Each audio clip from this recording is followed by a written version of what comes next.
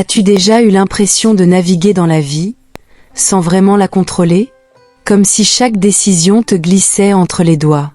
Comme si tu subissais les vagues, sans jamais tenir le gouvernail. Pour beaucoup, c'est juste une image. Mais pour lui, c'était la réalité. Voici l'histoire d'un jeune homme timide, fragile, blessé par la vie. Et paralysé par une peur si profonde qu'elle gouvernait chacun de ses pas. Un jeune homme que tout le monde méprisait. Même sa propre famille le voyait comme un fardeau. Mais un jour, sa vie a basculé. Et ce que tu vas entendre pourrait bien transformer la tienne. Il était l'aîné d'une famille modeste. On attendait beaucoup de lui, mais lui, il ne s'attendait à rien de lui-même. Il parlait peu, tremblait quand on le regardait. À l'école, il était ce garçon invisible qu'on bouscule sans faire attention. Pas parce qu'on le détestait, mais parce qu'on ne le voyait même pas. En grandissant, son père l'emmena travailler dans la petite boutique familiale.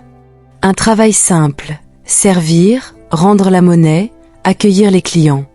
Mais même cela, il n'arrivait pas à le faire correctement. Sa voix tremblait, ses mains aussi. Et les gens mal intentionnés le remarquèrent. Un jour, des escrocs profitèrent de sa naïveté. Ils prirent des marchandises, sans payer. Son père, furieux, le réprimanda violemment devant tout le monde. Ce jour-là, quelque chose s'est brisé en lui. Il s'est senti inutile. Il ne se voyait déjà pas comme quelqu'un de valeur. Et maintenant, il pensait être un poids pour ceux qu'il aimait. Cette nuit-là, il marcha seul, sous la pluie, les vêtements collés à sa peau.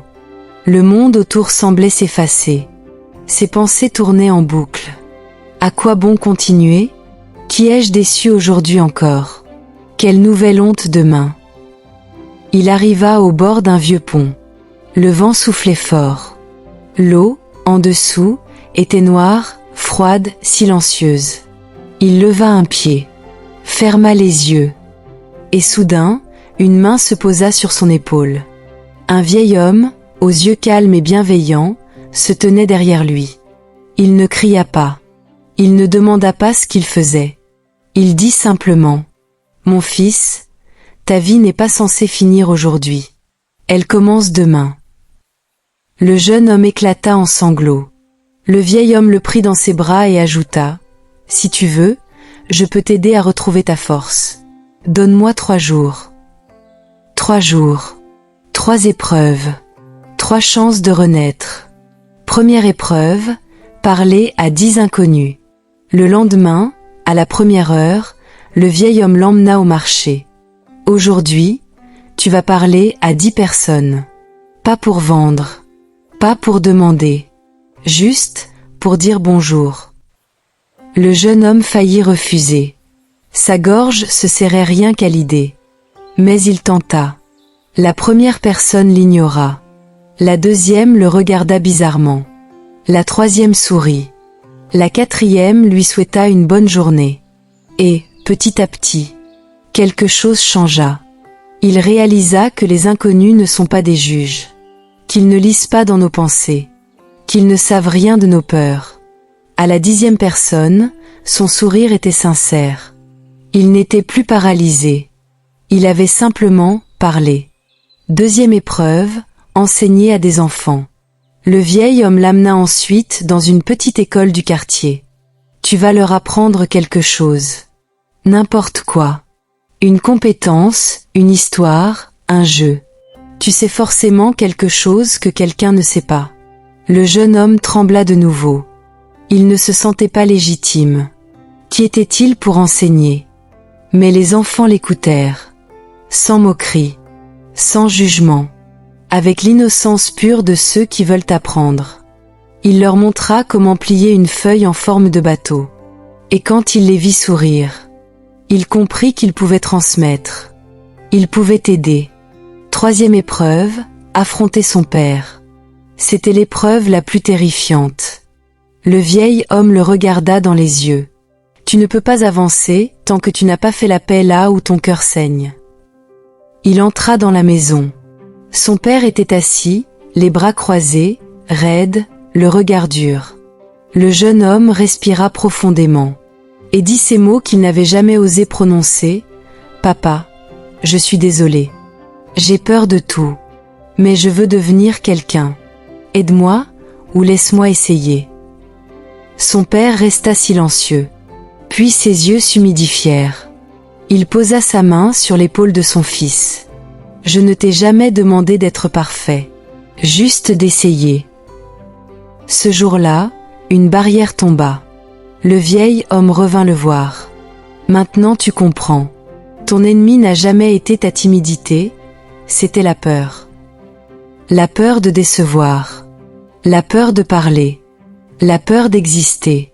La confiance n'est pas un don. C'est un muscle. Et toi, tu viens de commencer à l'entraîner. Le jeune homme leva les yeux, et pour la première fois, il se sentit vivant. À partir de ce jour, tout changea. Petit à petit, il parla davantage aux clients. Puis il apprit à négocier, à sourire, à regarder les gens dans les yeux. La boutique familiale prospéra. Son père lui fit confiance. Et les clients aussi. Il n'était plus le garçon timide du quartier. Il était devenu un exemple de transformation. La confiance se construit par l'action. Chaque petite victoire est une brique ajoutée à ton estime de toi-même. Un bonjour, un sourire, une conversation, un aveu, une décision. La perception que tu as de toi change la perception des autres. Quand il se tenait courbé, les yeux au sol, le monde le voyait comme faible. Quand il se redressa, le monde le respecta. Affronter la peur la fait reculer. Fuir renforce la peur. Agir l'écrase. L'entourage peut blesser, mais aussi guérir. Le père, autrefois dur, devint un soutien. Parce que le jeune avait osé parler. Tout commence par un premier pas. Parler à un inconnu. Transmettre quelque chose. Dire la vérité à quelqu'un. Choisis une peur affrontée des deux mains. Débute par un défi minuscule.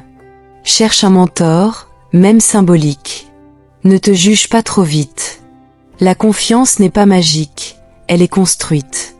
Alors, souviens-toi. La vie sans confiance est comme un bateau sans gouvernail. Mais aujourd'hui, tu peux décider de reprendre la barre. Tu ne peux pas contrôler les vagues. Tu ne peux pas empêcher les tempêtes. Mais tu peux décider de ne plus être passager. Et de devenir capitaine. Ce jeune homme n'était pas exceptionnel. Il n'avait aucun talent particulier. Aucune chance spéciale. Rien, sauf le courage d'essayer. Et toi aussi, tu peux commencer aujourd'hui. Choisis une peur. Affronte-la. Prends une action, même petite, parce que le chemin de la confiance commence toujours par un simple pas. Et ce pas, elle t'appartient.